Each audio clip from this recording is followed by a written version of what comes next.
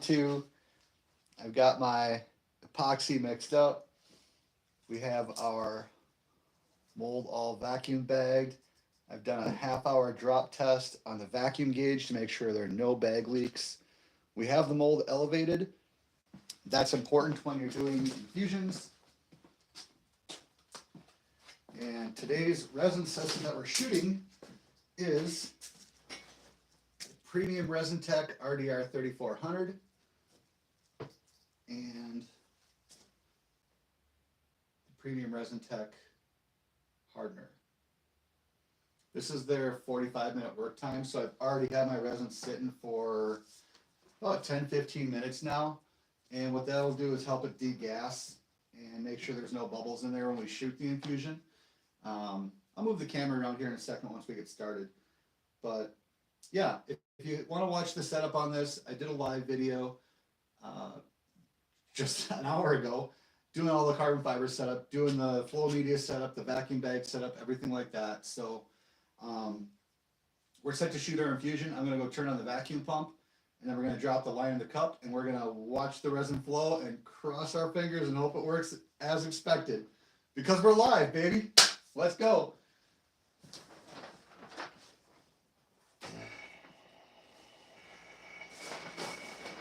All right, vacuum pump is on. What does this say at the bottom of the screen here? I gotta check this here. It says, welcome to live chat, blah, blah, blah. It's all good.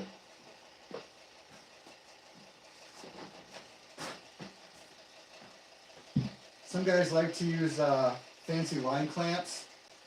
I find it's just easier to kink the line, put a tape around it, and do it by hand. It's kind of six one, half a dozen the other. It's not necessarily that use a resin line clamp. I've seen absolutely no difference on the parts using line clamps or not using line clamps. I tend to prefer to set up an infusion. I prefer to set up the infusion so that the speed is controlled by how I set it up, not by the line clamp. All right, line is in the cup. We are off to the races.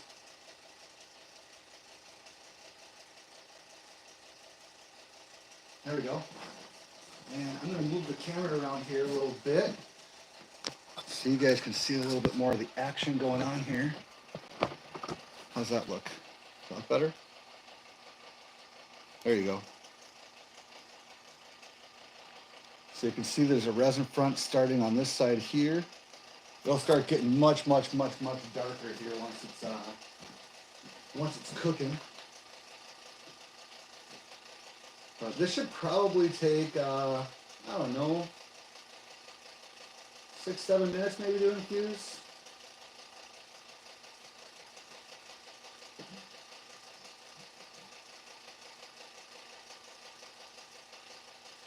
Like I said, there are a lot of variables when you do a resin infusion in terms of how long the resin flow is, from how long your feed line is, how much vacuum you have, obviously the flow mesh that you use. There's any number of variables. I'm gonna move my cup setup around just a little bit here. There we go. Can you guys see the resin front starting to happen here? Ryan, how you doing, my friend? Live on YouTube, dude. We're shooting an infusion live for everybody. Let's say composite works. Sorry, my screen is down really, really far.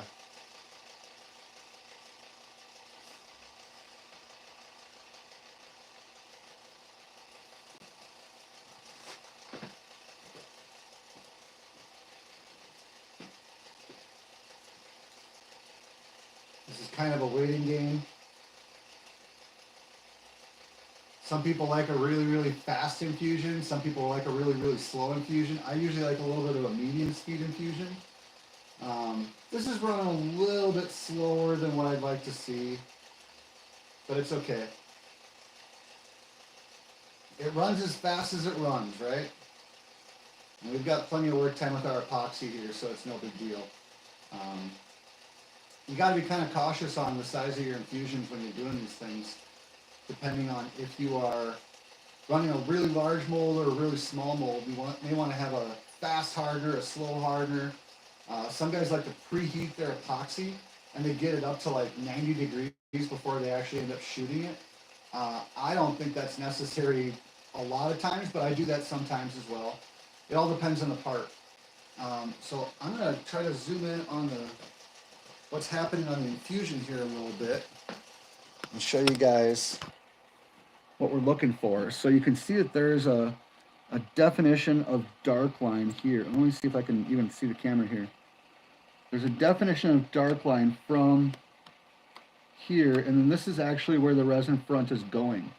One thing a lot of people don't realize when it comes to infusions is you're not dealing with a sucking force, you're dealing with a pushing force actually.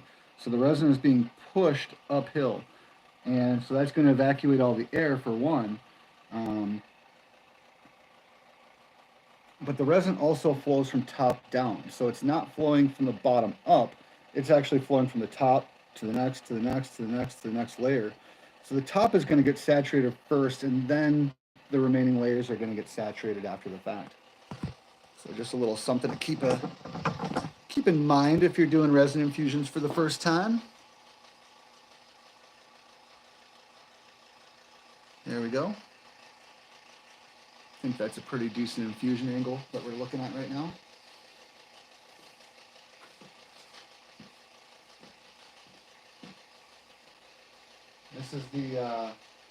This is the first time I've done a live on an infusion, and so I'm crossing my fingers, guys. I'm just crossing my fingers. It's looking good so far, but you never know with this stuff. You think you got a really good part, and then all of a sudden something happens, and that looks like a disaster, but so far, so good. We're slowly but surely cruising apart.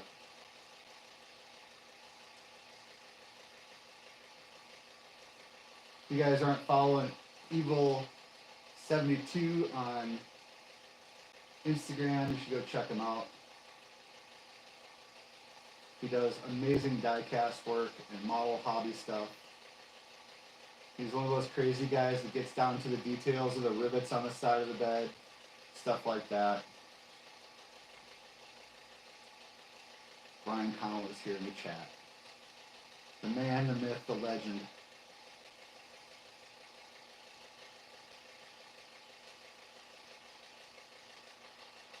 I should probably, I don't have a second timer around here anywhere, but usually what I do is I will put a tape measure across here and mark how long the resin speed is going, just to kind of keep a reference and keep a record of what I did for the fabric stack, what I did for the infusion setup, what I did for everything. But that way I can adjust the process on the next one or the next one and really fine tune it. So if I want a little bit faster resin speed, I may add a little bit extra flow line. If I want a little slower resin speed, I may take some away of that flow line. But having a tape measure and being able to actually monitor that is kind of important if you're not familiar with the part. I've run a lot of these parts already, so I'm pretty familiar with it, and I've run it with a number of different resin systems, from polyesters to vinyl esters. I've done it in a lot of different fabric stacks, from race car grade to wall art grade, and so I was pretty comfortable with just letting her run on this one and seeing what happens, you know what I mean? I do have a, I gotta go get that real quick.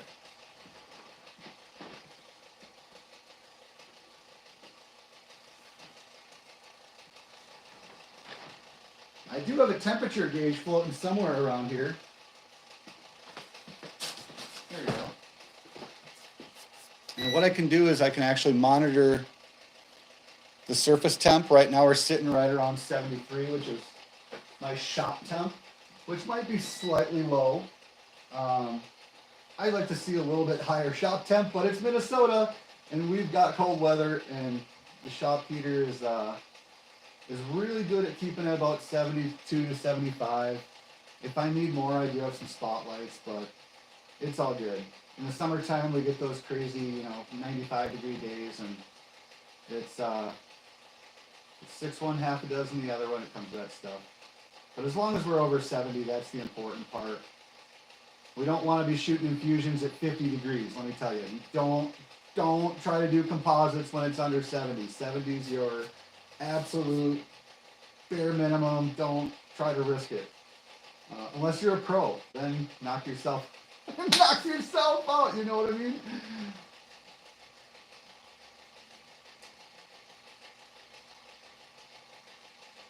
But we're doing pretty okay. The more and more that this resin pushes up, you can see that there's still little air bubbles that are getting just forced up.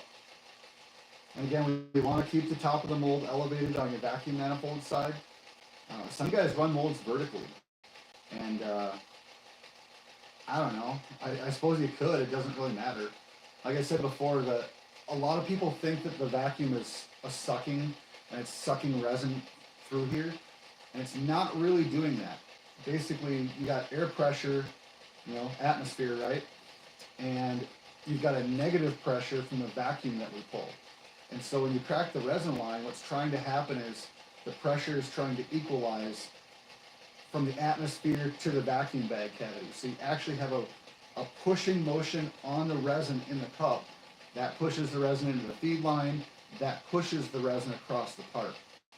So that is one very, very important detail that a lot of guys just opt to forget, or they just don't quite understand. But it's more of a hydraulic motion than it is a vacuum cleaner motion.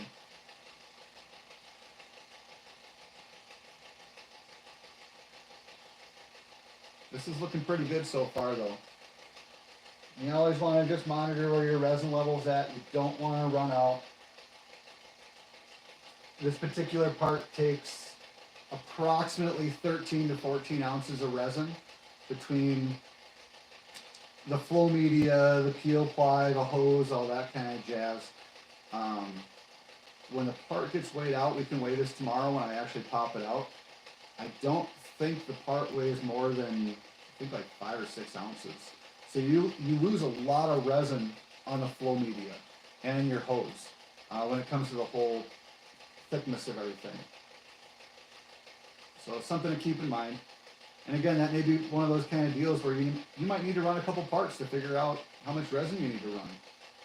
You don't want to waste materials, obviously, but you don't want to come up short either. So I've done both. I've overmixed and I've undermixed. And when you undermix, it's a train wreck because you're just watching the cup go down and down and down. And you're like, oh no, I'm going to run out. And there's really nothing you can do short of filling more on the back side and hoping that you're going to be okay. And depending on the resin system that you're using, some of these vinyl ester and polyesters, they'll start kicking off in, let's just say, 15 minutes, 20 minutes. And so if you're doing a resin infusion on a big part and you run out of resin, like you've got a very narrow window to mix more resin up and get it in the cup to continue forward. On the epoxy, you can kind of get away with that a little bit more just because, again, like I said, this one's got about a 45-minute open window. Some of the epoxies have a 3-hour window. I've seen guys that run 3-hour infusions, and the resin's just creeping across.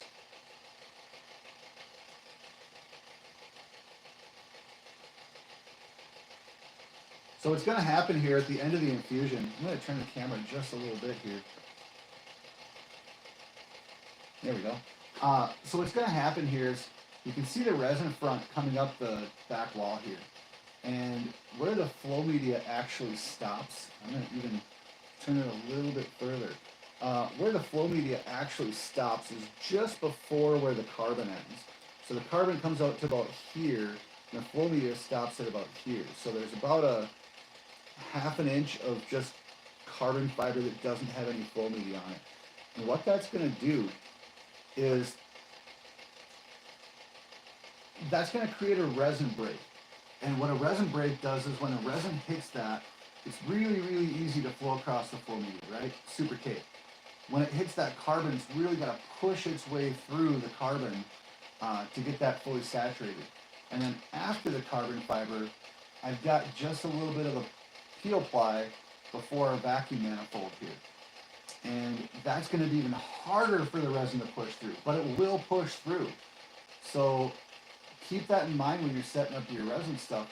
Some guys like to put their flow media directly, or their vacuum manifold directly on the flow media, and then they suck up a lot of resin typically in their catch can. I don't do that. I've learned that this is a good, reliable method of getting the resin across, having it hit the carbon, having it bleed through into the vacuum manifold, and then because I use a membrane vacuum manifold, whatever resin does hit that won't come through into my vacuum chamber, which is really, really nice. So I highly recommend, if you're not using a membrane vacuum line, I would hop on that train real quick, and I would get going on that. So you can start to see what happens here. I'm gonna grab the camera again. So we can start to see what's happening here around the very edges, where you can start to see that carbon is just starting to get saturated outside the flow media. And that'll go just a little bit slower. Like I said, we have a vacuum manifold here. Sorry, I don't know what I'm looking at here. I don't know if you guys can see what I'm looking at. I gotta get a different camera rig set up. But, so here's where our flow media stops. You can see that carbon's just starting to get wet out on the outside there. And that's just gonna continue to, it's just gonna continue to creep a little bit, and a little bit, and a little bit. In terms of resin, we are still doing good, so that's a nice thing.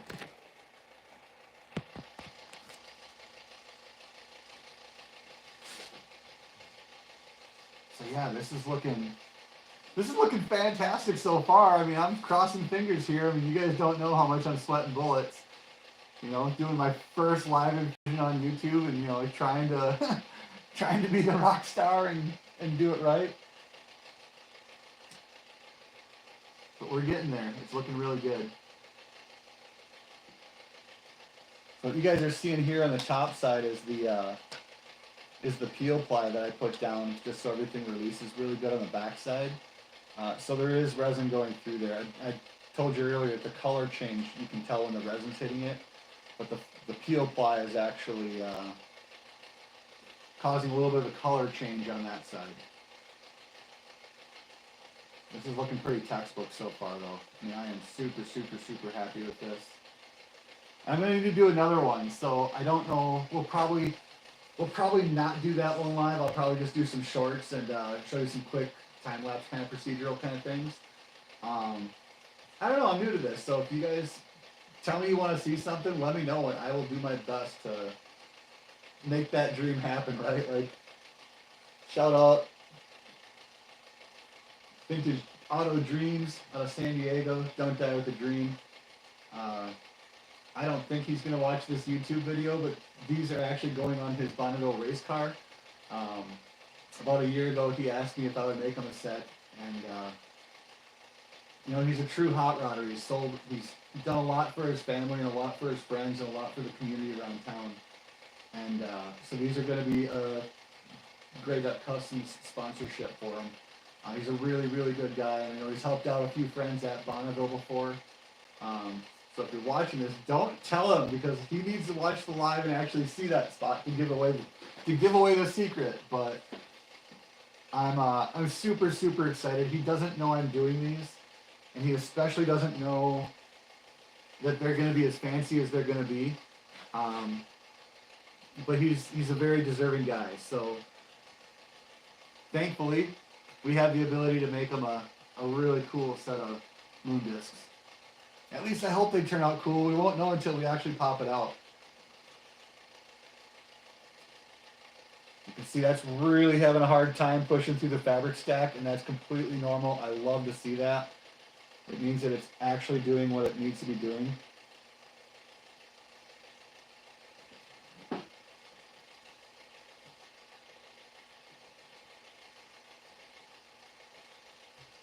Look at our temps in the resin cup here. Yep, they're doing okay still. Still doing okay.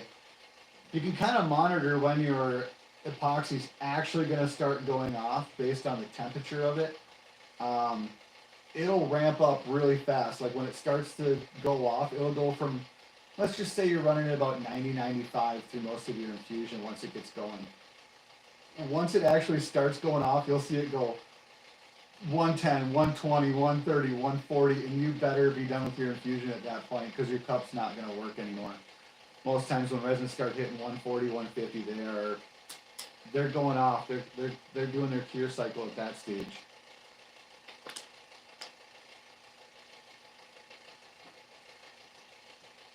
And if they aren't, they sure should be.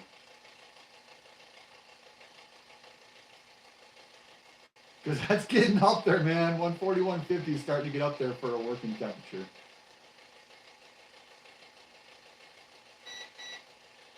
Beep, beep, beep, beep. Caution, lasers ahead.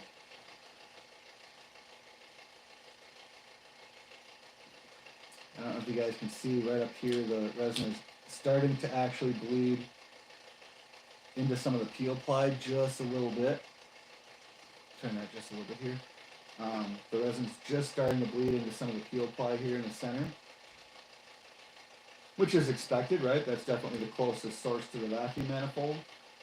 And so it's still trying to equalize. Again, the resin that's in the cavity right now is going to try to spread out and equalize as much as it can with the atmosphere. So sometimes, especially really complicated parts, you'll see the resin kind of do weird things with the shapes, and that's because that's where the high and low pressure cavities are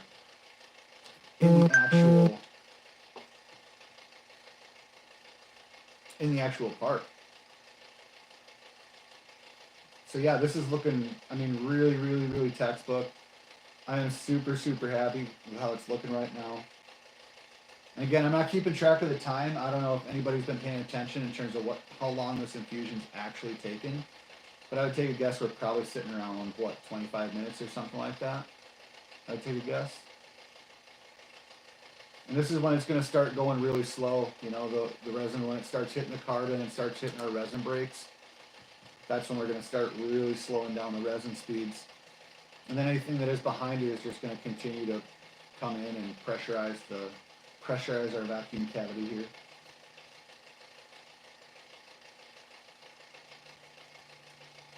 But yeah, this is looking good. I'm stoked. I can't wait to pull this one out of the mold. I tell you what. I'll give her a chunk of the fabric.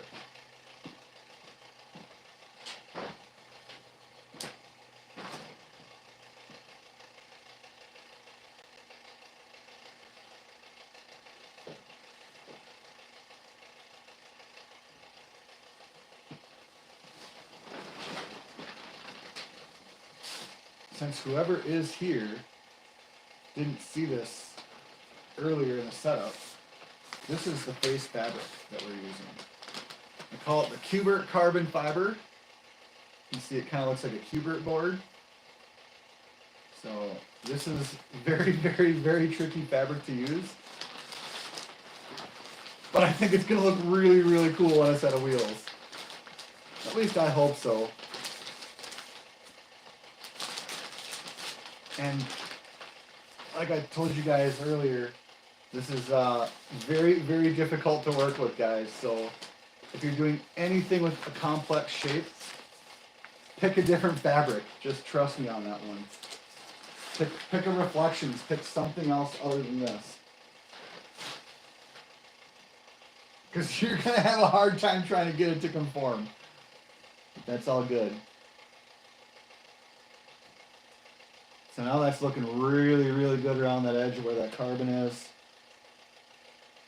This is looking fantastic. I mean, we're basically on the tail end of our infusion here. So I'm pretty stoked about this. Super stoked about this, actually. That's how it's done, guys. I think, let's see how much we got left here.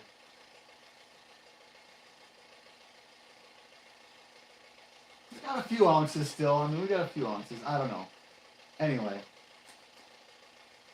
I've bored you guys enough with the carbon fiber infusion, so thank you for stopping along for my first live session. If you didn't watch part 1, go to my lives, check out part 1. That's all the mold set up, like I said, the laying the carbon fiber, laying the vacuum bag stuff, and getting it all set up. And then, yeah, I will catch you guys all later. Have a wonderful night, wonderful morning, wonderful day, and remember to be nice and smile. So if you guys have any questions, if you guys are interested in any of the products that you see on my shorts or anything like that, feel free to